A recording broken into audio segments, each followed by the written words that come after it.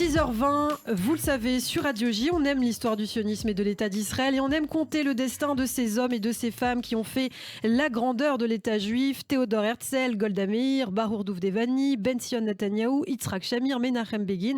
Et oui, on en a fait beaucoup cette année et il y en a encore beaucoup des destins à raconter.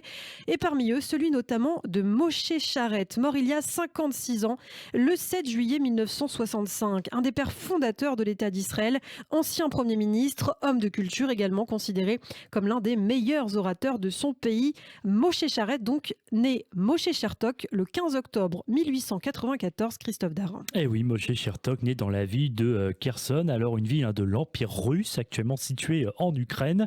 Moshe Sharet est issu d'une famille d'intellectuels. Son père Yaakov est un journaliste et écrivain, membre du mouvement sioniste Bilou. Bilou, c'est un groupe de jeunes juifs russes qui ont fui les pogroms au 19e siècle et qui prônent l'installation des juifs en terre d'Israël. Et donc Yaakov Chertok, dès 1882, part s'installer en Palestine, alors une province de l'Empire ottoman, revenant de temps en temps en Russie, jusqu'à ce qu'en 1906, toute la famille émigre enfin en Palestine. Yaakov, sa femme Fania et leurs 5 enfants habitent d'abord à Yafo, puis pendant 2 ans dans le village arabe d'Ain Sania, au nord de Ramallah, là où tous les enfants du couple apprennent l'arabe. Et troisième déménagement, en 1908, les Chertok emménagent à Neve Tzedek, à côté du nouveau quartier d'Aouzat Baït, qui devient Tel Aviv en 1909. Moshe Chertok a alors 15 ans, il étudie au lycée, on peut le dire, c'est un élève brillant. Il fait ainsi partie de la première promotion d'élèves du lycée hébraïque Herzliya. Il étudie la musique au conservatoire, il achève ses études secondaires avec d'excellents résultats. Il part ensuite étudier le droit à Constantinople, alors capitale de l'Empire ottoman. Et parmi les étudiants qui font leurs études avec Moshe Chertok, on retrouve d'autres juifs palestiniens, notamment David Ben Gurion, premier ministre de l'État d'Israël, Yitzhak Ben-Zvi, qui sera deuxième président de l'État juif. Et en Turquie, il montre par ailleurs déjà un intérêt prononcé pour la politique, devenant membre du mouvement de patriotisme ottoman des Juifs du Levant.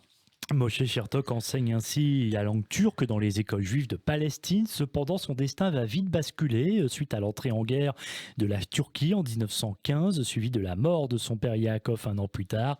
Des événements qui obligent le jeune Moshe à interrompre ses études. Il s'engage alors dans l'armée turque. Et il devient officier et grâce à sa maîtrise des langues turques, allemandes et arabes, il est promu lieutenant comme interprète militaire. Il remplit cette mission sous commandement allemand et ottoman, à la fois en Macédoine, puis dans ce qu'on appelait autrefois alors la Transjordanie, et enfin en Syrie, un parcours militaire exemplaire qui lui vaudra même la croix de guerre allemande et une médaille de mérite de l'Empire ottoman. Cela n'en fait pas moins un sioniste convaincu. Après la guerre, Moshe Chertok travaille ainsi à l'achat de terres pour les nouveaux points de peuplement en Israël, des terres destinées à permettre la reconversion comme agriculteur des juifs immigrés en Palestine. Nous sommes alors à la fin des années 1920.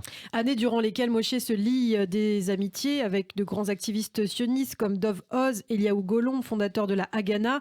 2 hommes d'ailleurs qui épouseront les sœurs de Moshe, Rivka et Ada. Pendant ce temps, Moshe Chertok, lui, voyage beaucoup. À 28 ans, il part ainsi étudier à la London School of Economics, travaillant parallèlement pour le Parti juif travailliste anglais. Et c'est lors de ce voyage à Londres qu'il rencontre un autre grand d'Israël, Chaim Weizmann. Mais là-bas, il fait surtout la connaissance de sa future femme, Tzipora Meirov, la fille d'un juif originaire de Biélorussie. Le jeune couple se marie en 1922.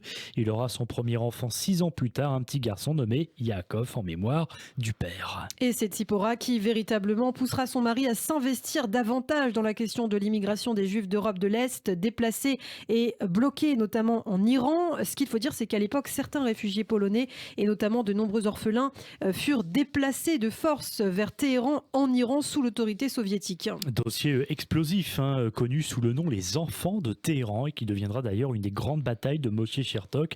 C'est lui qui s'envole d'ailleurs vers l'Iran pour négocier le retour des enfants en Palestine avec succès, puisque après maintes discussions et grâce à la force de persuasion de Moshe, tous ces enfants ont pu venir dans le pays. Et revenu en Palestine, après avoir achevé ses études, Moshe Chertok devient un membre actif du Parti socialiste à Ahadut HaAvoda et rejoint la rédaction du journal de gauche sioniste Davar.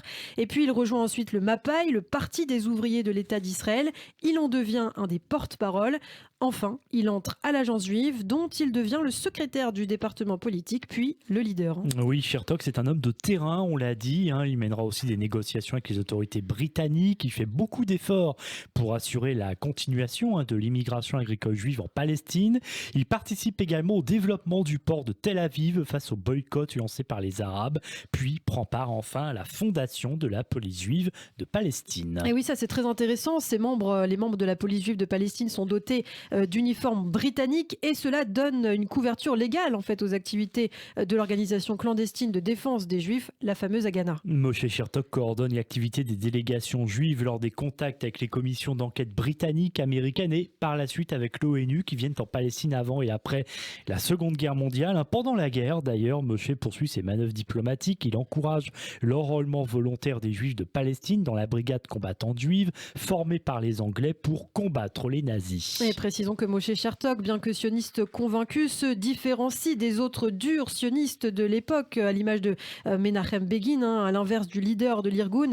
Par exemple, Moshe Chertok, lui, est prêt à coopérer pleinement avec les Anglais et c'est ainsi qu'il dénonce les opérations de l'Irgun en 1947, accusant Menachem Begin et ses camarades de jouer avec les ressentiments des Juifs traumatisés par la Shoah, ce qui n'empêchera pas les Anglais finalement d'arrêter Moshe Chertok. Et oui, notamment lors de la terrible opération Agatha le 29 juin 1946. On a d'ailleurs consacré un dossier récemment sur cette antenne et au cours de laquelle de nombreux Juifs sont battus par les Anglais. Moshe Chertok, à la tête de l'agence juive, sera arrêté avec d'autres accusés par les Britanniques de complicité avec l'Irgun et les groupes d'autodéfense juifs. Il sera détenu pendant 4 mois dans la prison de Latroun, au centre d'Israël.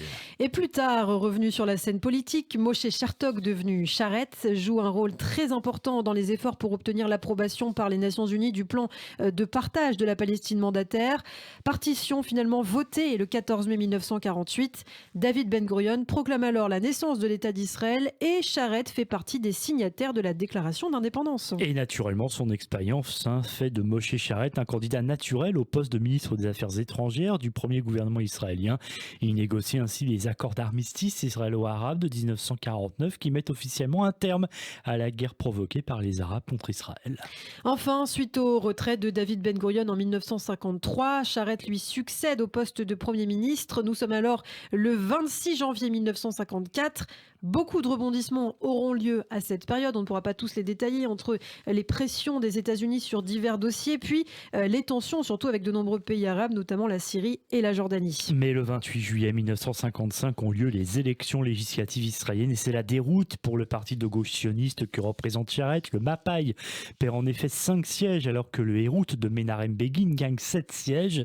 Mais le parti travailliste reste dominant. C'est Ben Gurion qui se voit alors chargé à nouveau de former le nouveau gouvernement de coalition. Moshe Charetz redevient ministre des Affaires étrangères. Considéré comme un modéré, Moshe Charetz se montre alors réservé sur le plan militaire. Il n'est pas, par exemple, pour les représailles contre les incursions meurtrières des terroristes palestiniens en Israël. Moshe Charetz, lui, favorise plutôt les discussions, la diplomatie. Face à leurs différends, Ben Gurion le remplace donc au ministère des Affaires étrangères par Golda Meir. Nous sommes le 17 juin 1956. C'est la fin de carrière politique pour Moshe Charetz qui dirige par ailleurs l'agence juive jusqu'à sa mort en 1965. Voilà ce qu'on pouvait dire donc sur ce destin exceptionnel. Moshe Charetz, un des pères fondateurs de l'État d'Israël.